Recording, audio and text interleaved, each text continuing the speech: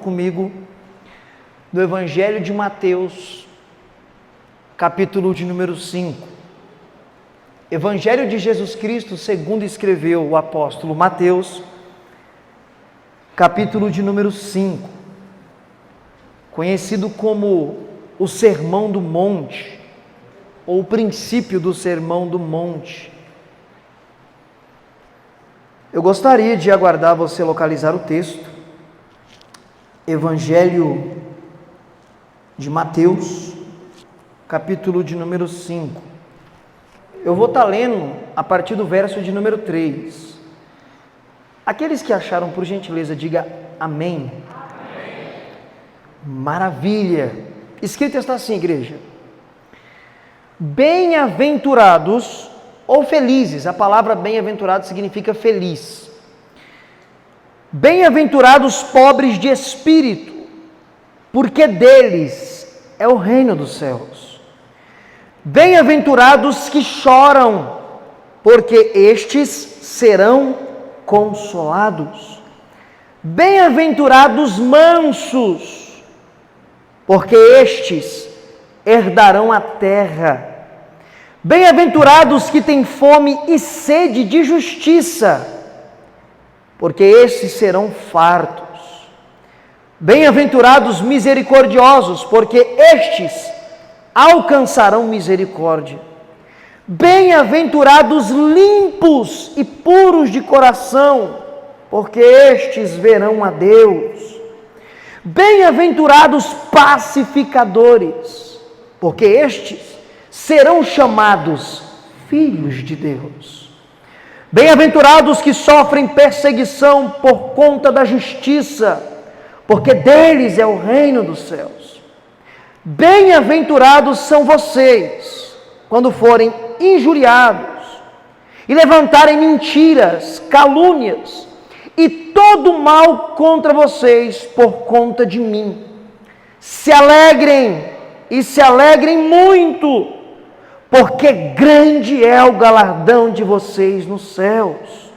Porque assim como perseguiram os profetas que vieram antes de vocês, a perseguição também será inevitável à igreja. Amém? Amém. Por favor, não feche a sua Bíblia, permaneça com ela aberta, para que você possa acompanhar tudo aquilo que lemos na noite de hoje. Antes de trazermos a exposição desse texto maravilhoso e espetacular, eu gostaria de contextualizar você dentro dessa história. Na nossa Bíblia Sagrada nós temos 4 evangelhos, 4 relatos sobre a vida e o ministério de Jesus Cristo.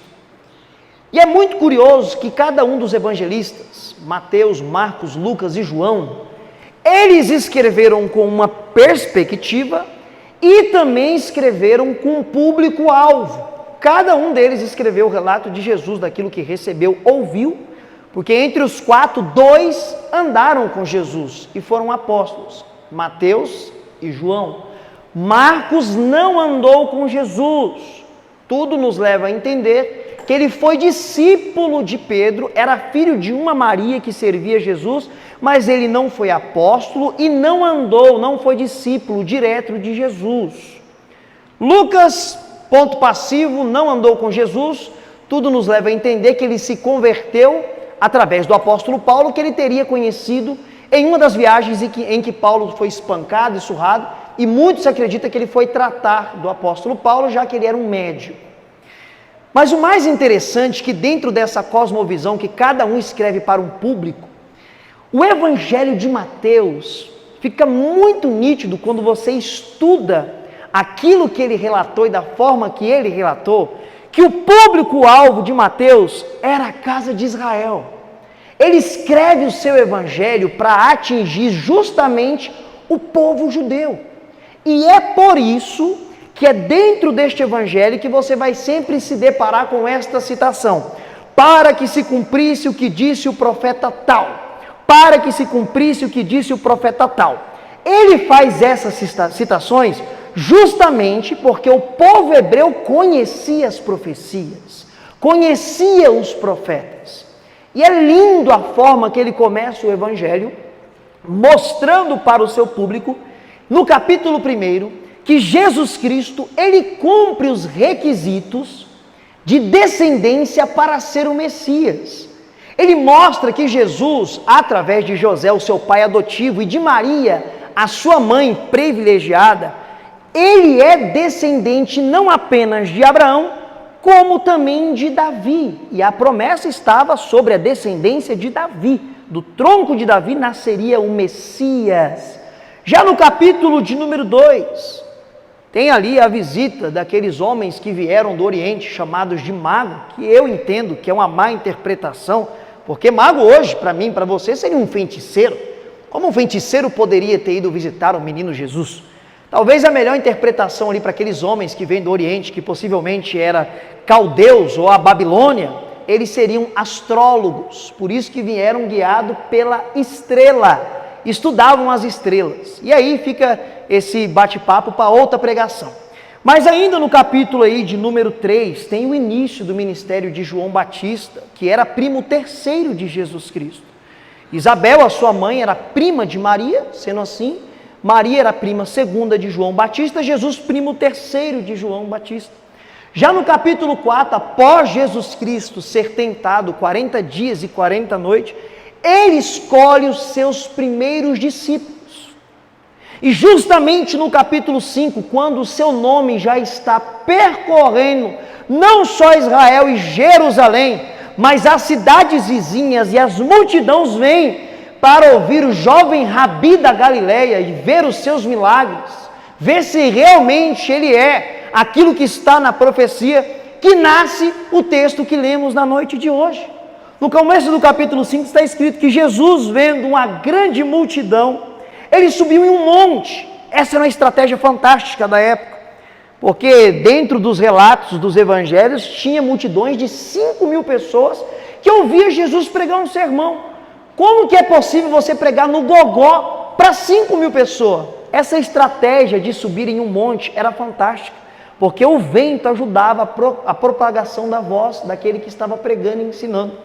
E subindo nessa montanha, todos se assentaram e junto estavam os discípulos, e Jesus começa a trazer ensinos de como um verdadeiro servo de Deus, um discípulo dele, um cidadão do céu deve se portar. E assim entro no tema da vossa campanha. Como ser melhor para o meu próximo, para Deus e para o reino. Aqui tem uma lista que nós precisamos observar e segui-la. E ele começa dizendo: felizes são os pobres de espírito. E logo nessa primeira fala de Jesus, nesse primeiro ensino, nos traz uma grande interrogação. Felizes são os pobres de espírito. Como pode um espírito, que você sabe que existe, mas não vê, ser pobre? Porque a nossa ideia de pobreza é alguém que não tem poder aquisitivo. Como pode um espírito ser pobre? Se ele não usa dinheiro, se ele não trabalha para ter dinheiro, isso não existe no mundo espiritual. A melhor interpretação para este pobre de espírito, talvez seria essa: felizes são aqueles que são humildes de espírito. Aí já muda, porque aí nós podemos ter uma conversa muito interessante e legal. O que seria a humildade de espírito, ou pobre de espírito? Ora, meus irmãos, isso daqui está totalmente atrelado ao caráter da pessoa. Veja que isso daqui não fala de bem financeiro, porque tem pessoas que são bilionárias, mas se dá bem com todo mundo, sabe tratar todo mundo, não pisa em ninguém, e isto mostra uma humildade de espírito. E já tem pessoas que no mundo financeiro não tem dinheiro, não tem fortuna, é uma pessoa simples, tem aquilo que Deus lhe proporciona, e é uma pessoa às vezes soberba, arrogante, se sente prepotente, melhor do que as outras pessoas, e trata com diferenciação, trata as pessoas pelo que ela tem, por aquilo que ela não tem, e isso vai contra o princípio do Evangelho ensinado aqui por Jesus Cristo. E se eu for contra esse ensino, eu não estarei dando o meu melhor para o meu próximo, para a igreja, e muito menos para o reino de Deus. Ora, o próprio Senhor Jesus Cristo nos ensina a ser humilde como Ele foi. E essa humildade é no tratamento com o meu próximo. Do mesmo jeito que eu tenho que tratar o homem mais rico da minha cidade, da minha igreja, do meu bairro, é o mesmo jeito que eu devo tratar o irmão mais simples e mais humilde financeiramente da minha igreja e do meu bairro, porque assim realmente eu estarei dando o meu melhor para o reino, para a sociedade, para a igreja, e aí sim serei um verdadeiro discípulo e servo de Deus. Felizes são vocês que são humildes de espírito. Uma característica crucial e importantíssima do verdadeiro cidadão do céu é ser humilde de espírito, porque ele completa dizendo, de vocês é o reino dos céus. Perceba que não tem como ser arrogante e soberbo e querer habitar no reino dos céus. Isso não é para quem é arrogante e soberbo. Evangelho é ser humilde no caráter. Não importa quanto você tem na sua conta, o que você tem de bem material. O que importa é como você age com o seu próximo. Como você trata o seu irmão em Cristo, a sua irmã em Cristo, a sociedade. É aí que eles verão que realmente você é um cidadão do céu, porque você está dando o seu melhor, o melhor que o cristianismo pode mostrar para o mundo e para o próximo. Jesus não termina aí, ele continua dizendo lá no verso de número 4, e é mais curioso ainda, meu querido pastor. Olha o que ele diz: feliz são aqueles que choram. Isso parece um paradoxo. Como você pode estar feliz chorando? É óbvio que há momentos que você chora de alegria, mas na maioria das vezes o choro representa algo que aconteceu que te deixou triste, decepcionado, magoado, angustiado. Exemplo, nesses últimos 2 anos, por conta do advento da pandemia, choramos e choramos muito, por entes queridos que se foram. Eu nunca preguei tanto em velório como nesses últimos 2 anos. Isso é algo angustiante, é ficar na beira de um caixão chorando a separação do ente querido que se foi. Quando é alguém que você conhece a trajetória e sabe que cria, confiava e seguiu o Evangelho e era servo de Jesus Cristo, nós ainda temos um consolo. Não somos como os ímpios que não têm consolo, porque nós sabemos que não perdemos aquela pessoa. Se tem uma frase que eu repudio em velório de crente, é essa frase mentirosa: perdemos fulano. Que perdeu nada, irmão. Quando um cristão morre, não está perdido, ele foi promovido para a glória. Perde-se a pessoa quando ela morre sem Cristo. Aí perdemos ela para a perdição eterna, eu concordo. Mas velório de cristão não. Se morreu em Cristo Jesus, a igreja venceu, a igreja foi triunfante, está na glória. Mas é triste, angustiante. Há mais ou menos 15 dias, eu tive que pregar no velório da minha tia-avó, que criou a minha mãe. E era angustiante ver ali todos os meus parentes e eu também chorando por conta da separação. Mas o próprio Jesus Cristo deixa claro, e olha o que ele diz, e é dentro desse aspecto que ele fala que é feliz quem chora. Olha só, felizes são aqueles que choram, porque vocês serão consolados. E essa consolação que ele está falando, principalmente nesse aspecto que eu estou levantando, da separação daquele que se vai e nós que ficamos, ela se cumpre em Apocalipse 21, verso de número 4. Aonde João está descrevendo o porvir, a eternidade, a nova Jerusalém, e ele diz o quê? Naquele dia ele enxugará dos nossos olhos toda a lágrima, e ali não haverá mais pranto, nem choro, nem dor, porque todas as coisas serão passadas. E esse texto me conforta demais, sabe por quê? Dentro desse aspecto da separação da morte, que todos nós ficamos desolados, e choramos muito, e é bom que você chore, que é normal, faz parte da sua natureza. Se você não sabe, choraram 70 dias a morte de Jacó, e mais de 30 dias a morte de Moisés. Isso faz parte da vida do ser humano.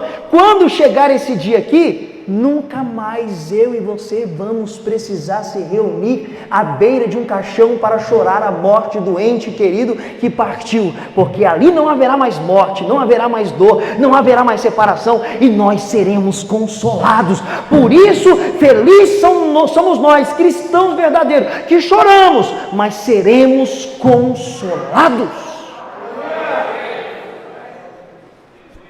Felizes são vocês, humildes de espírito, simples, que vem do caráter cristão.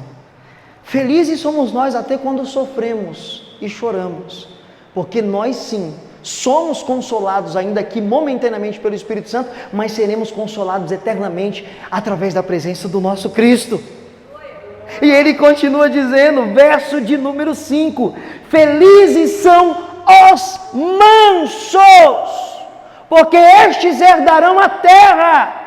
Isso aqui é importantíssimo.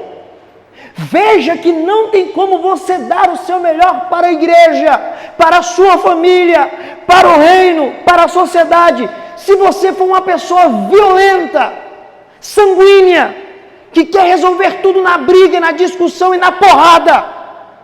Isso não é característica de homens e mulheres nascidas de novo, de Deus. O próprio Senhor Jesus ensina: seja manso como eu sou manso. E é triste saber que há irmãos e irmãs em Cristo que quer resolver tudo no braço, na ignorância, brigando, falando alto. Não é assim que um verdadeiro servo de Deus deve se portar para entregar o seu melhor. Eu sei, é óbvio, somos seres humanos e há momentos que ficamos alterados. Mas como que você trata isso? Respire e lembre que você foi lavado e remido pelo sangue do Cordeiro. Não é discutindo e brigando que você vai resolver essa situação, não. É sentando como verdadeiro cristão e conversando e pedindo a graça auxiliadora de Deus para te orientar, para resolver essa situação. Porque se você quiser resolver no braço, na ignorância, você não vai dar o seu melhor, você vai estar dando o seu pior. Você vai estar dando um Adão que está aqui dentro ainda. Infelizmente tem um Adão dentro de todo mundo ainda.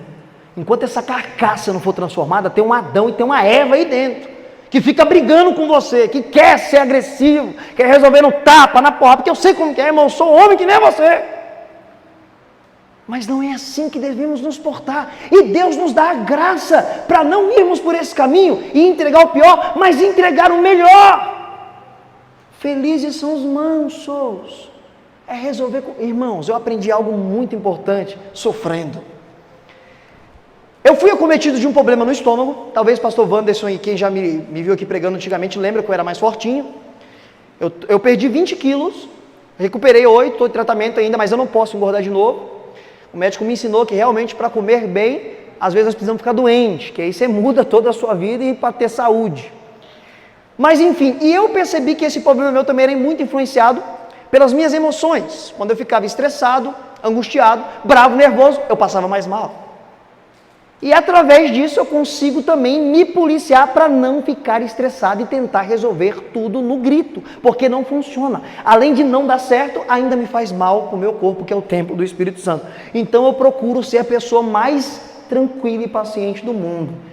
Como todo mundo, temos problemas conjugais e precisam ser tratados e resolvidos. Minha esposa está aqui e ela sabe como que nós se portamos quando temos indiferença e precisamos sentar e conversar. Não tem mais grito, não tem mais alteração. Sentamos, olhamos um para o outro como cristão que somos, e marido e mulher que somos, e homem e mulher que somos, e conversamos. Você fala, eu vou ouvir, eu falo, agora você vai ouvir. E para dar certo como cristãos e família, chegaremos a um bom senso para que tudo seja uma bênção e o nome de Jesus seja glorificado. Eu tenho vivendo uma vida tranquila e tenho, graças a Deus, controlado as minhas crises estomacais. Eu não tenho passado tanto mal. Mas é óbvio que chegam os dias que você não se aguenta e o Adão quer pular para fora. Mas lembre-se do que disse o apóstolo: a paz de Cristo, que excede todo o entendimento, ela governa a sua e a minha vida. Então dá para controlar sim. O Espírito Santo, ele traz o domínio próprio. Então, naqueles momentos explosivos, principalmente você que é explosivo, porque eu sei que tem pessoas que são explosivas, lembre-se que você é nascido de Deus e você é uma nova criatura, o sangue de Jesus te remiu e você consegue sim respirar e ser manso para resolver todos os seus problemas. Felizes são os humildes de espírito, porque esses herdarão o reino dos céus. Felizes são os que choram, porque esses serão consolados. Felizes são os mansos, porque estes herdarão a terra. Felizes são aqueles que têm fome e sede de justiça. E eu acho que de 10 anos para cá, o que nós brasileiros mais temos é fome e sede de justiça, porque o que nós assistimos de injustiça em todas as áreas do nosso país, tanto na política, quanto na saúde, quanto na criminal, nós temos sede de justiça, e quando acontecem coisas que você vê que precisa de uma punição, e a punição não é dada, parece que nós estamos vivendo no dia dos profetas menores, quando a balança estava adulterada, quando os homens, através do poder da caneta, faziam o que queria, como diz o profeta, eles maquinam como trazer um jugo pesado para a nação, para o povo, deitado na cama, e quando levanta outro dia, eles escrevem, protocola e edita a lei, porque a caneta do poder está na mão deles, e todos acham que Deus não está vendo, e Deus não vai cobrar. Engano de quem pensa assim. Assim como nos dias do profeta, que ele disse que Deus estava olhando até o homem que manipulava a balança na feira para roubar, vendendo 1 quilo por 900 gramas, Deus está de olho e tudo será julgado. Meus irmãos, precisamos entender uma verdade clara. Os homens podem escapar da espada dos homens, que eles pagam e burla, mas eu quero ver quem escapa da espada de Deus, que não tem como pagar e não tem como burlar. Toda injustiça terá o seu dia de ser julgado. Olha o que Jesus diz: feliz são vocês que têm fome e sede de justiça, porque vocês serão saciados. O dia do acerto de conta vai chegar e nós seremos saciados por conta de toda a injustiça que vimos, vivemos e ouvimos. Eu sei que você fica triste, angustiado, ansioso, por conta de muita injustiça que nós vimos, ouvimos e assistimos. Mas que essas palavras de Jesus possam confortar o seu coração e o meu coração. O dia do acerto de contas está chegando, e ninguém escapará. Ninguém, pode ser o maior ou o menor, não escapará da justiça divina. Felizes são os mansos de espírito, porque deles é o reino dos céus. Felizes são aqueles que choram, porque esses serão consolados. Felizes são os mansos, porque esses herdarão a terra. Felizes são aqueles que têm fome e sede de justiça, que não se contenta com aquilo que é errado, mas quer ver a justiça, porque nós seremos fartos. Felizes são os misericordiosos, porque esses alcançarão misericórdia. É complicado. Pastor Wanderson, que também lida com pessoas, com cristãos, e outros pastores que estão aqui, sabem do que eu vou falar. É triste às vezes na caminhada cristã você encontrar pessoas no nosso meio falando que tem dificuldade de perdoar. Eu não consigo perdoar. Eu não libero perdão. E liberar o perdão é um ato de misericórdia, às vezes, dependendo da ofensa. Só que essas pessoas que andam por esse caminho, falam que tem um coração duro, elas precisam ler mais a Bíblia Sagrada. Meus irmãos, Jesus ele é muito claro. Se você não perdoar, não exercer misericórdia, como você pode requerer misericórdia de Deus através da graça para obter o perdão de Deus? Se você não perdoa as ofensas do seu próximo, Deus não vai perdoar as suas ofensas contra ele. E isso é um ato de misericórdia. A misericórdia precisa ser sempre exercida. Em vários aspectos você exerce misericórdia que está totalmente atrelada à benevolência. O que é benevolência? É quando eu posso fazer o bem, eu devo fazer o bem e eu tenho que fazer o bem.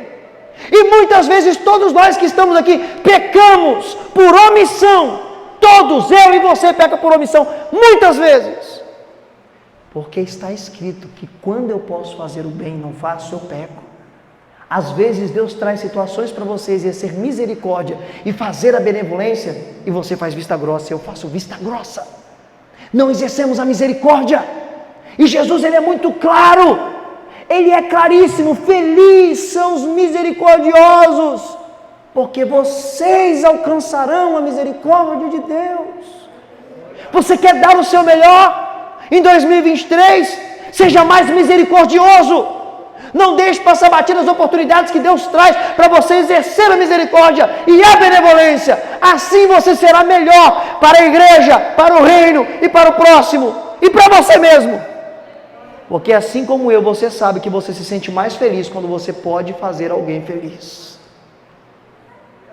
Sabe aquela sensação maravilhosa que você sente quando você conseguiu ajudar alguém? Não por glória ou aplauso para o seu ego, para longe de nós. É quando Deus prepara aquela situação que Ele usa a sua vida para abençoar alguém, você se sente feliz, você fala, glória a Deus. Que bênção, eu estou sentindo bem porque eu pude fazer algo ali do reino ou para o reino, ajudando, abençoando a família, abençoando alguém, abençoando o vizinho, o próximo, o irmão da igreja. Isso é maravilhoso, meus irmãos. Não deixe as oportunidades que Deus traz para você, para que você exerça misericórdia e benevolência, passar batido não. Aproveite essas oportunidades, que isso acarreta bênçãos para a sua vida. Felizes são os humildes e simples de espírito, porque deles é o reino dos céus. Felizes são os que choram, porque serão consolados. Felizes são os mansos, calmos, porque esses herdarão a terra. Felizes são aqueles que têm fome e sede de justiça, porque a nossa justiça está próxima. Felizes são os misericordiosos, porque esses alcançarão misericórdia. Verso de número 8. Felizes são os limpos de coração, porque estes verão a Deus. O apóstolo diz que no coração do homem, quando não é assistido pela graça, não é auxiliado pelo Espírito Santo, só vem vaidade, prostituição, adultério e maldade. Lembre-se do texto que diz que a boca fala do que o coração está cheio. E isso me gera uma grande pergunta para mim. Qual está sendo o assunto principal do meu dia a dia, entre os meus amigos, os meus colegas? Qual é o papo que eu estou conversando? Será que eu falo mais das coisas seculares que não agregam, que não é que você não possa falar? Será que eu falo coisas indecentes que não deveria falar como cristão? Ou será que eu aproveito as oportunidades, converso como todo cidadão normal, um homem natural que também vive com o pé no chão, mas o coração e a mente no céu, e eu aproveito essas oportunidades para implementar o Evangelho, ou eu perco essas oportunidades? Ou eu me envolvo na conversinha fiada e falo o que não devia? Porque se eu ando por esse caminho, do que meu coração está cheio? Mas veja, que o próprio Senhor Jesus ensina para a sua igreja e para os seus apóstolos, que o coração do homem é purificado através da palavra. É a palavra que purifica o seu coração, é a palavra que limpa o seu coração. E há um índice de alerta muito alto sobre nós, igreja. Infelizmente, angustiantemente, nós somos a geração que menos estuda e lê a palavra. Isso é triste demais. Isso é angustiante a tal nível que, se você procurar um jovem da igreja e fazer uma pergunta básica, você sabe o nome dos 12 apóstolos? Você sabe o nome dos 12 patriarcas das tribos de Israel? A cada 10 jovens que você pegar, talvez 1 ou 2 saiba aí de pelo menos 6 ou 8 nomes. Mas se você perguntar para esse jovem o nome dos 2 jogadores do Corinthians, ele sabe até os dos reserva. E da seleção de todos os times. Porque nós somos uma geração que não lê a palavra. E aí é uma hipocrisia gigantesca quando nós gritamos, Deus, eu te amo, eu sou apaixonado pelo Senhor, Deus. Aí eu faço uma pergunta para mim mesmo, será que essa paixão que eu verbalizo com tanto fervor, com tanto amor, ela reflete na minha dedicação em conhecer o meu Deus? Porque conhecer Deus é estudar e meditar a palavra, a oração é intimidade, conhecer é estudar e meditar na palavra, porque é através da palavra que Ele se revela para mim e para você.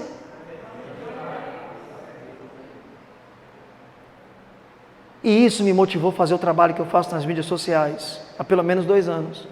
Tem alguns irmãos aqui que me acompanham. Todos os dias eu estou lá tentando ajudar o povo a entender a Bíblia Sagrada. Todos os dias.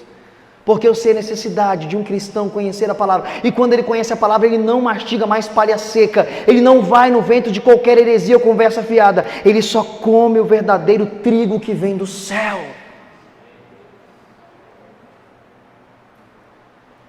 Felizes são aqueles que são limpos de coração. Se o meu coração está limpo pela palavra, a minha boca está cheia das verdades de Deus. Porque estes verão a Deus.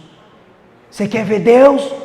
Então o coração tem que estar limpo, tem que estar puro. E isso acontece através da palavra de Deus.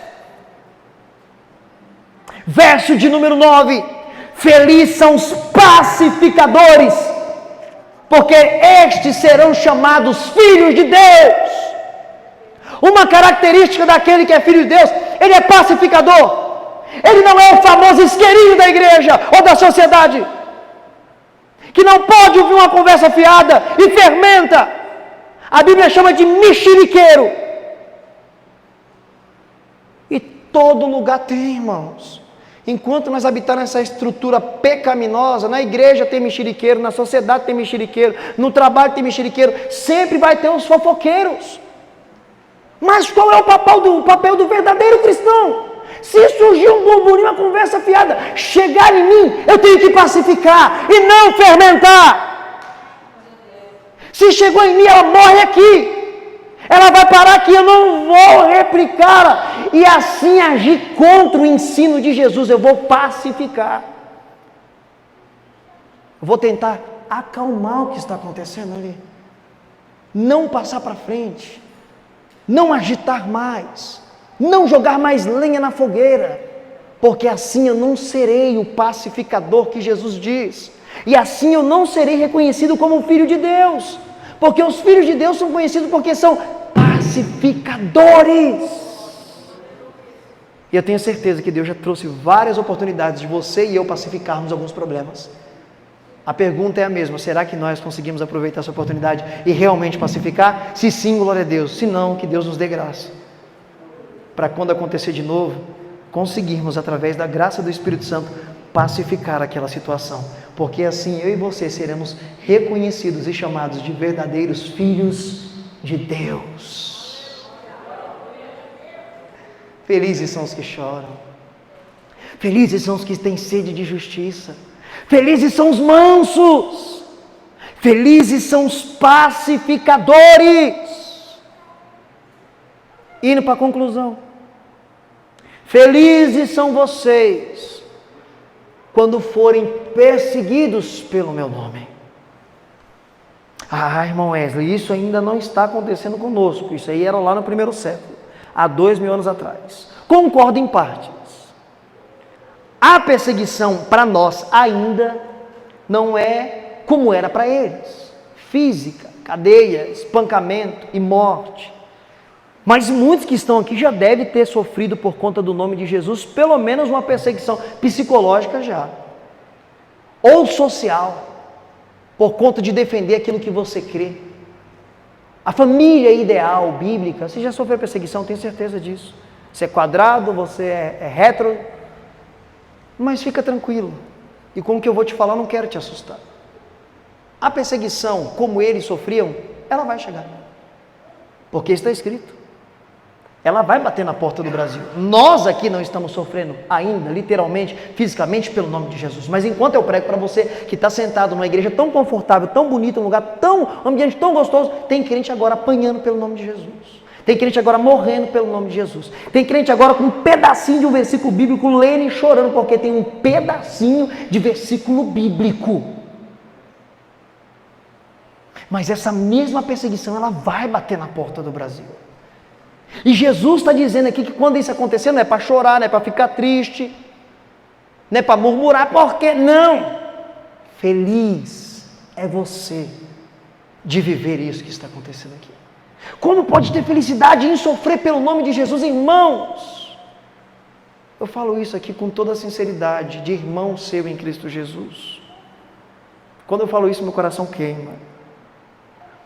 Pastor Wanderson, eu tenho para mim que a maior honra que um homem e uma mulher pode ter nessa terra, talvez seja isso daqui, ó. Você sofrer e padecer literalmente pelo nome do seu Senhor, pelo nome do seu Salvador. Eu não sei se Deus preparou para mim esse cálice, mas se Ele preparou para mim o cálice do martírio, você pode ter certeza, irmão, que eu tomarei esse cálice com muito orgulho, porque eu acho fantástico, eu acho maravilhoso, não tem honra maior do que você fazer parte do rol dos mártires do Cordeiro de Deus. Mas aí alguém pode se assustar na nave da igreja? Não, eu tenho medo disso acontecer. Se essa perseguição chegar, eu tenho medo, como eu vou ser feliz? Eu não sei como eu vou agir se ela chegar, eu tenho medo de negar. Opa! Eu quero te garantir, afirmar uma coisa segundo a Bíblia Sagrada. Se essa perseguição chegar e eu e você estivermos vivos, eu tenho certeza que você não nega. Mas como você pode ter tanta certeza, você não é eu, você não está aqui dentro. Sabe por que você não nega? Porque quem vai te revestir de força, de graça e de coragem é o Espírito Santo de Deus.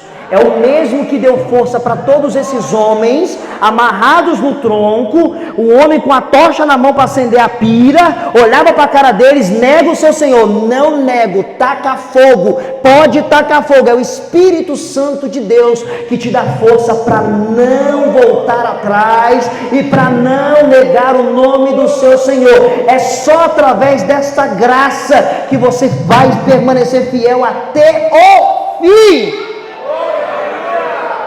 Por isso não se espante se a perseguição chegar, e já tem bombolinhos que ela pode chegar. E por outro lado, eu não acho ruim, eu acho bom também, porque se não tiver grandes perseguições, jamais irão se manifestar os verdadeiros. É só através de grandes perseguições que se manifesta a verdadeira igreja de Deus. Aqueles que vão até o fim, porque quem não é verdadeiro, está infiltrado no nosso meio, aí nega, porque não é verdadeiro. Você veja Judas é um caso clássico, andou 3 anos e meio com Jesus Cristo, na noite da traição tomou a ceia com o Senhor, da mão do Senhor, deu um beijo no Senhor e o diabo entrou nele. Não estava o coração daquele homem? Mas perceba que os verdadeiros, mesmo passando por dificuldades, como passou Pedro, que negou, eles voltam atrás, porque o Espírito Santo é que traz e faz com que permaneça firme até o fim. Então fique tranquilo, feliz somos eu e você se a perseguição chegar. Ainda a perseguição é nas mídias sociais, é de forma intelectual, é de forma psíquica, mas há ainda a possibilidade, vai acontecer, porque é palavra de Deus, da perseguição chegar e a possibilidade de nós estarmos vivos. Quando isso acontecer, não é para ficar triste, não é para ficar angustiado, é para ficar feliz. E por quê? Porque Jesus complementa dizendo: alegre-se quando isso acontecer, e se alegre muito, porque assim como perseguiram os profetas, nós seremos perseguidos, igreja. Faz parte da vida do cristão. Eu acho curioso que muitas pessoas se convertem e têm uma ideia equivocada que não é bíblica. Alguns se convertem e pensam assim: agora é um mar de rosas, agora é de vento em popa, é só de vitória em vitória. É óbvio que tem vitória na vida do crente, mas muitos se esquecem de uma verdade gigantesca, afirmada pelo próprio Jesus Cristo: no mundo tereis aflições. A aflição faz parte da vida do cristão, mas tenha bom ânimo. Ele venceu para nos garantir a vitória deste mundo. Então a nossa caminhada, ela é dificultosa. Lembra que ele fala do caminho largo e do caminho estreito? E o caminho estreito são poucos que vai até o fim, porque é dolorido, porque é dificultoso, são muitas lutas e provações. Eu comentava esses dias um texto com meu pai é um amante da escritura também, lê bastante. O apóstolo falando que dificilmente o justo se salvará. O que será do ímpio? Você está entendendo que o evangelho é renúncia, é sofrimento, é tudo isso que está sendo trabalhado aqui, e se eu viver isso tudo aqui, eu estarei dando o meu melhor. E nós estamos aqui na noite de hoje, refletindo e aprendendo como dar o nosso melhor nesse ano de 2023, um ano de incertezas, um ano que muitas pessoas estão pensando que pode ser o pior de todos, mas temos que ter a ideia, e isso deve queimar e governar em nosso coração, que o ano será como Deus quer que ele seja, e nós como igreja devemos dar o nosso melhor para a igreja, para o próximo, para a sociedade e para o reino de Deus. Mas se não vivermos isso, não daremos o melhor. Mas se vivermos isso, daremos o nosso melhor. Seremos reconhecidos como filhos de Deus, cidadão dos céus. Isso tudo aqui envolve testemunho público de vida. O próprio Cristo fala: reconhecerão que vocês serão filhos de Deus. As palavras do apóstolo são claras. Nós estamos rodeados de uma grande nuvem de testemunha. Nós somos uma carta, um livro aberto, lido pelos homens. E toda vez que eu leio esse texto do apóstolo, eu começo a me perguntar: o que os homens têm lido de mim? Quando eles olham para mim, faz uma leitura da minha vida, do meu parecer, do meu andar, do meu se portar, em todos os ambientes, o que eles têm lido de mim? Será que eles veem essas qualidades em mim? E eles veem que eu sou filho de Deus, que eu sou um cidadão do céu? Essas são as perguntas que eu me faço diariamente.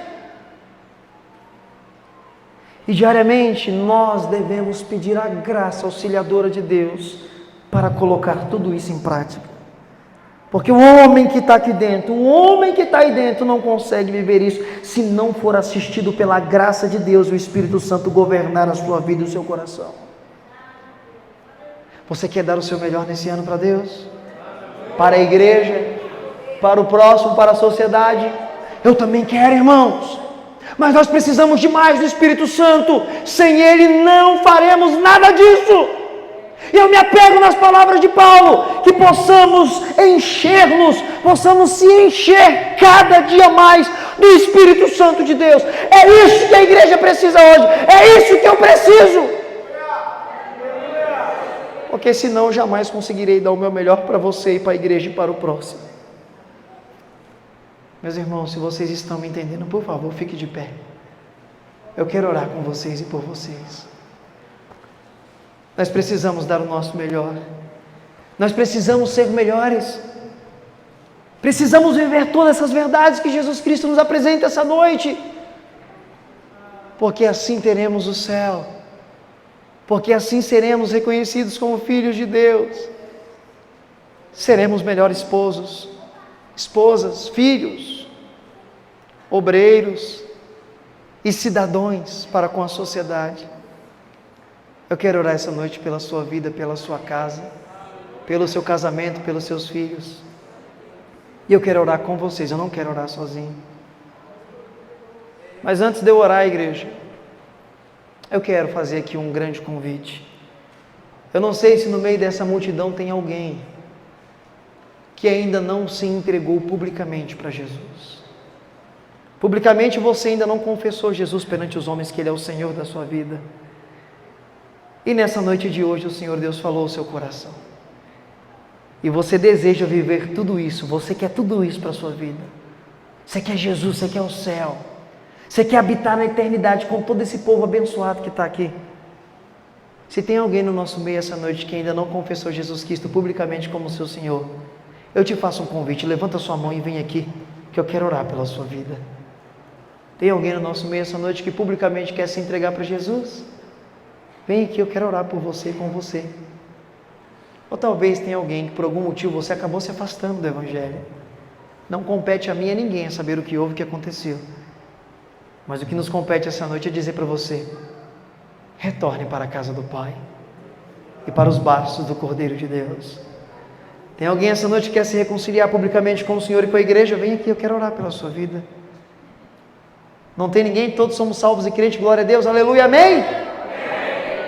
Graças a Deus. Então eu quero orar pela sua vida e pela sua família. Curve a sua cabeça, por gentileza. Senhor nosso Deus, graças te damos na noite de hoje, pela sua palavra.